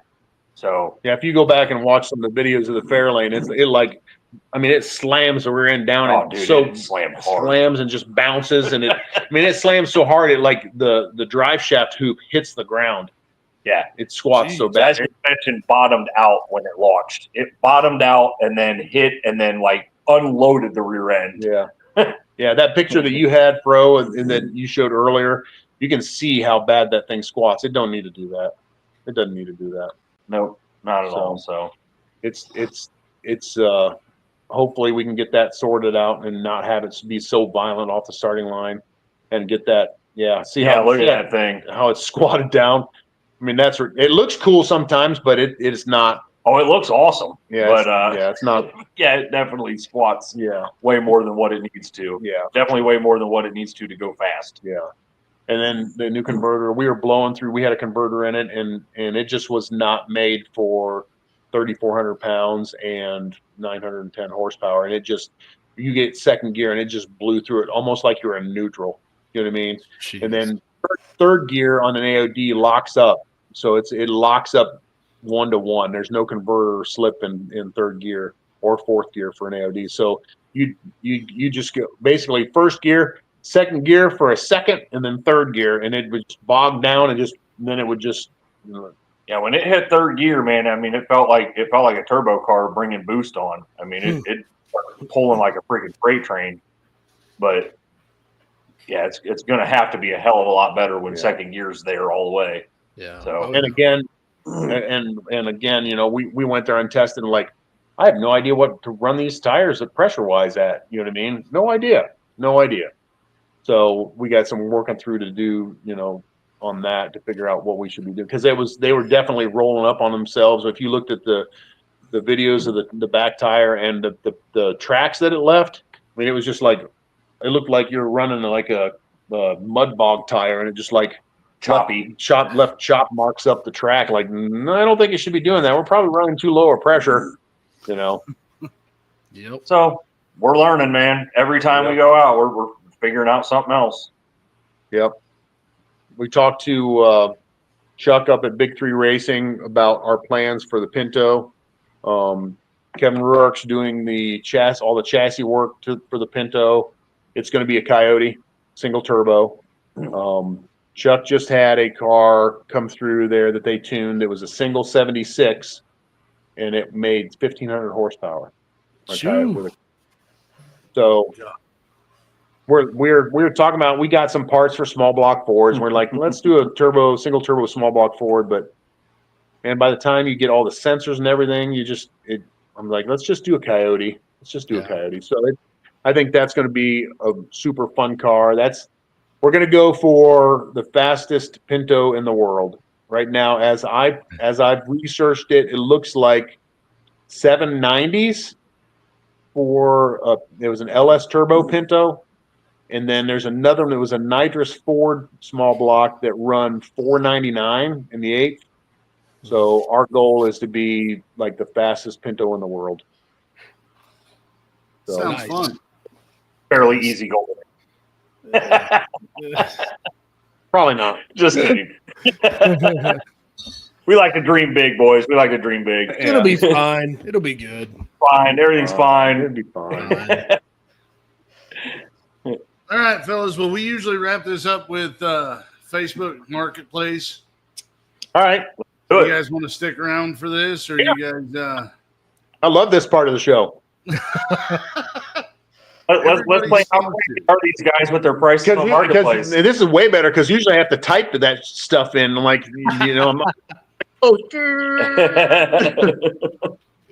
All right. Well, let's break into this. 71 Chevrolet Blazer Sport Utility 2-door. 71 Chevy Blazer 6-cylinder 4-speed manual transmission. 22-inch transport wheels. New tires.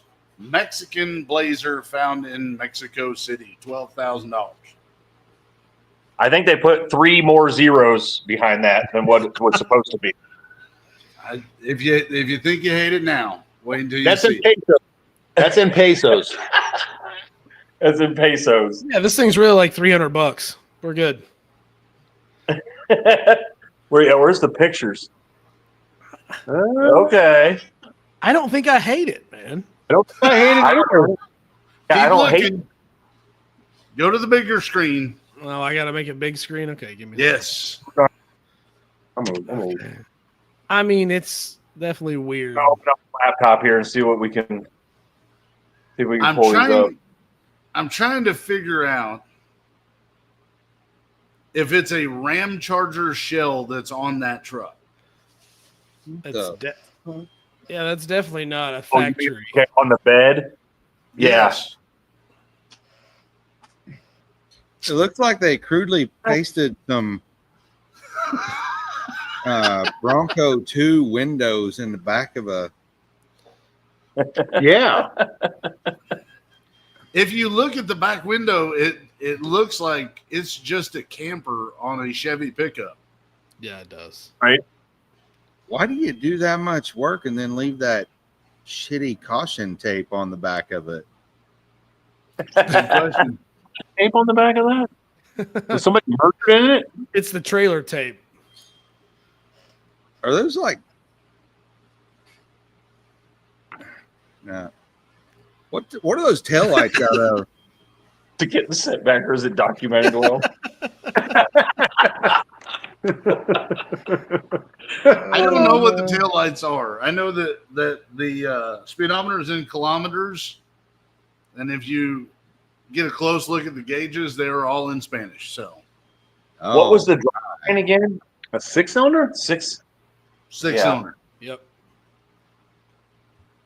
So it's cool, but is it $12,000 worth of cool? No. Is it on air or is it just static? It's just lowered. okay? I mean, it could be cool. I don't know if it's 12 grand. It could be cool, but this isn't like way up the list. I don't know if it's 12 grand. It could be cool, but this isn't like. Whoa. All right, here we go. is- Now we got some. It is, Todd, a Mexican Yes. truck. Yep. Well, maybe that's the difference. Maybe that's just how they do it in Mexico. They had really shitty taillights in Mexico. You don't like those I'm taillights? with you on that cap. That looks like a Bronco 2 window on the side of that cap, don't it? Yeah. Yeah, it does. The camper's goofy looking, I guess. I still don't hate it. I don't want it. Boy, I do. All right, let's move on to the next one. 64 dually LS swap lowered. 64 Chevy dually lowered LS swap 4L60E, 22.5-inch wheels, semi wheels and tires. Has heat but no AC. Stock computer, Holly harness. Super clean, cool truck. Runs and drives great. Only issue is windshield's cracked. Open to cash offers and trades of any kind. Also interested in trading for equipment needing work. $22,500. Okay. Okay. Let's see it. Big screen. I don't hate it, but I don't think it's 22.5. No. And Although I can like tell you, go try to build it for that. the 22.5s, I mean, just the adapters, even trying to find adapters, used adapters are the same price as brand new adapters, $1,000 just for the adapters. You know what I mean? crap. And then Yeah, not cheap. and then you've got, if you can find the dually wheels, they're $125 a piece, unpolished, and then it's usually $75 to $100 to mill them, each one of them, and then you got tires on it. I mean, you got $4,000 in tires on it, so $5,000 in wheels and tires maybe. That is true. But yeah, LS swaps ain't cheap. Everybody says they are, but they're not. they're not. Right.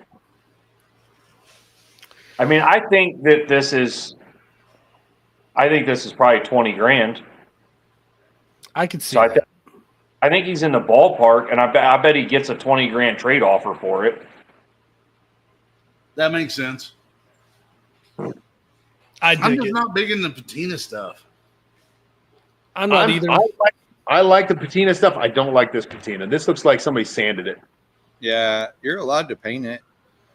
Yeah. Yep. I mean, there's no rule that says you can't go do that. But everything else. So, like with a paint job on it, what's it worth? Depends on how good the paint job is. I mean, but yeah, At this point, you're right dub. below. A good paint job is freaking $10,000. Right. It's not a $30,000. You can hear that 4L60 losing all gears from here. Just third and fourth, bud. Just third and fourth. That's all. Oh, that's funny. All right. I'm with Aaron on this one. Fake patina would be gone first. Yep. I'm cool with the real patina. Fake patina, not so much. But I Yep. do like this truck. I would daily this truck if it had air conditioning. Yeah, it's pretty cool. Stone Cipher, I'll do anything for you, buddy. It's just a scuff and shoot. That's all it is. Scuff and shoot. Don't want to hear that. I hear that all the time. Scuff and shoot. They basically give those away. Yeah. All right. This one's for the bucket list guys. 72 Winnebago Brave. 3-owner, Ooh. have title, 19,000 original miles, needs some interior work, runs and drives, has a couple of leaks that can be fixed, roof AC, dash AC, sleep 6, rear dining table with leaves, 2 top overhead fold down bunks, no fridge, water and propane untested. All original. We'll send more pics upon request. $8,800. That's high as hell. I was gonna say it better be really nice. Yeah, it needs some interior work. It does not have fridge, no fridge. And has leaks. It's a D20, which is the longer one, which is not as popular as the 18. The proportions aren't as cool. Right. I'm saying this is a $2,500 camper, dude.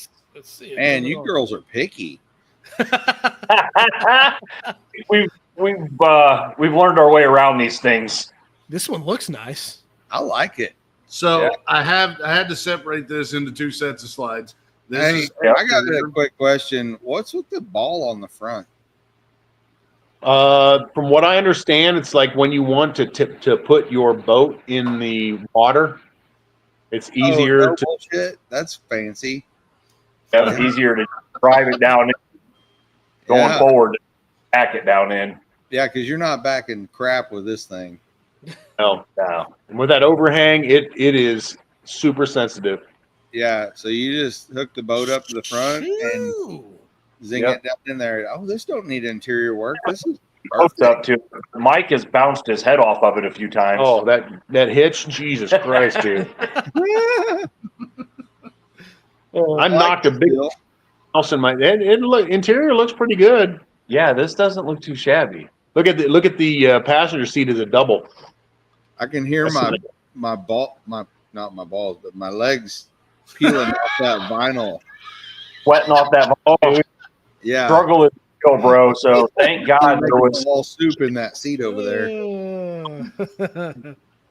We got those legit like wooden bead seat covers from the 70s that came with the camper. You almost can't drive out them because if not, your back is just soaked.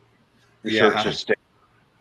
All right, so it's not $6,800. I would say this is probably a $4,500 camper, $5,000 maybe.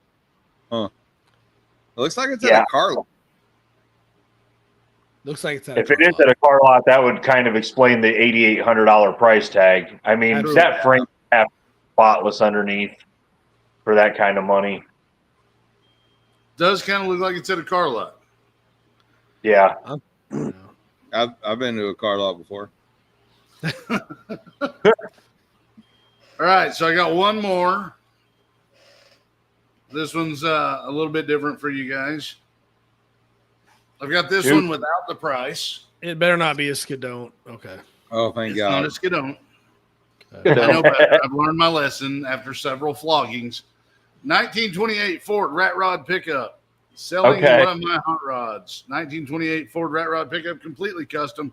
355 Chevy small block, 375 horsepower, Jessel belt drive, cam heads, etc.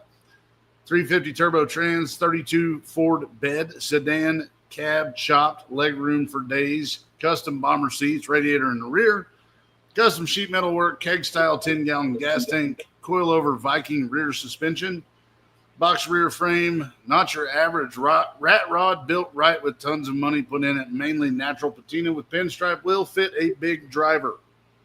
Okay. Somebody's got an identity crisis. No, it sounds.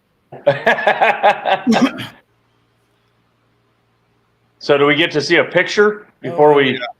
Yes. There it is. Look at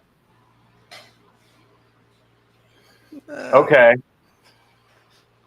So what are we doing? We guessing a price here? We're guessing a price here. Now that I've got some more opinions here, I wanted to do at least one guess the price. 32.3. This is 25 grand. I'd say 2501.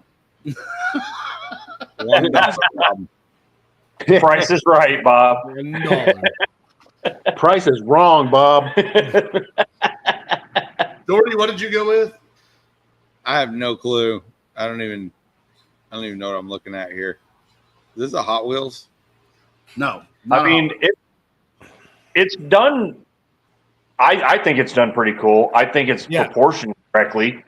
Yeah. The way the cab sits, the way the bed sits, the way the wheels fit the bed, the front axle. It's not bad. I'm not sure what the green is with the front axle, but I don't like that. I don't like that. So I was gonna say it's one thing that sticks out like a sore thumb, and I do not like it. Yeah, The one thing sparkle I like green work on, but steering wheel and the super I like green the stuff conversation. on I like the rear. dash. Not sure about the steering wheel, but like, I think it's a $25,000 All hot right. rod. What does it cost for me to get this to Australia? I'm just going to buy it and take it there. It would probably cost you about the 40K that he's looking for. Oh, Wow. That's what he's got this listed for, is 40K? No. Aaron Henry commented Oh, that in I Australia got it's over 40K. Okay, I got you. All right, so we got guesses from everybody. Bo was at 33. 32.3. We got a 25, a 2501. Doherty, you want to throw in a guess before we show this? 42.5. 42.5. We're all over the map. 27. 27.9. Okay, yep. $27,900. Good Came in job. with that 2501. 2501. I figured it'd be between 25 and 30, but yeah. I don't think this guy's out of line with that, to be honest with you. No, I don't think so either. You see way worse stuff for about the same price. Or I think people, he's pricing people it- asking for it. Yeah, I think he's pricing it there with the hopes of getting 24 or 25 out of that thing, you know, or a good trade offer. Yeah. Makes sense. Yep. All right. Well, Mike, Mike. Yes, sir. Doherty, Bo. Glad we all got to do this tonight. This has been fun. Yeah. Always have a great time Yeah, you and when you us come to the both. show, man. Always a great time. Thank you guys for the Lots of good invite. laughs directly instead of through texts. Oh, you know what? Hey, you know what? I didn't get to say that I always say hugs for Doherty.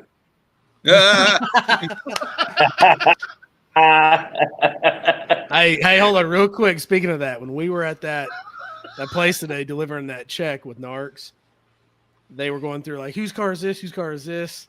And people come out and said, hey, we went up to John and said, hey, can we get in your car? John's like, yeah, that's fine. Go ahead. They were walking off. Was it Narcs or was it Stoney that said, also, all you kids come over and give him big hugs for being here today. That's John's awesome. like, Did it happen? no, it didn't. Did it happen? No. No. Aw. Super not touching that many new You should have people seen in the one panic in his eyes, though. day. Yeah. Oh, that's great. Oh, Glad that's we great. got that already. Oh, that's funny, man. Good stuff. Apparently that was Stoney. It was Stoney. Was it? Yeah. All right. That sounds right. By the way, the Winnebago came to us care of Stoney tonight, but it came to me care of Aaron Roberts about 3 days ago because he knew this Yep. show was coming, so he sent me the ad for it. Yeah. That's awesome. Heck yeah. You send that All to right. Mike Nar. What's that? Oh, he wants one bad. Oh, he wants one bad. Bad. Yeah. I think they've got a pull behind camper for the first couple of years that they're going to set up as like a rolling yeah. studio. So That's a We good were idea. really trying to get that thing like dialed in before Megaweek in hopes that we would go and be driving the truck and that we could maybe just hand the Winnebago over to them and let them guys cruise it.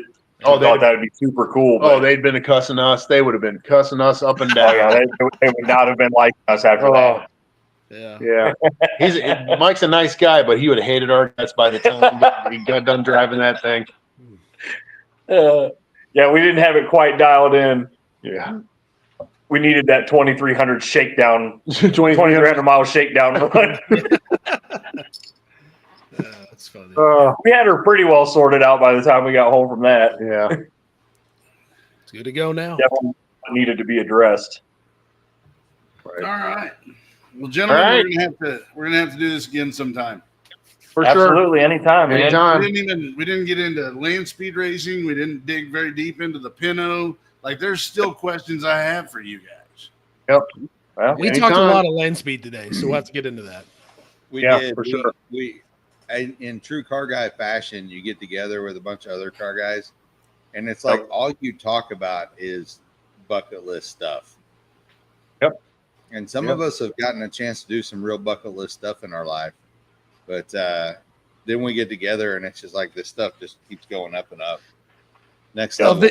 You learn there's stuff that's you didn't know was going to be on your bucket list after you talk to this other guy. Man, hold on, crap, he's on to something.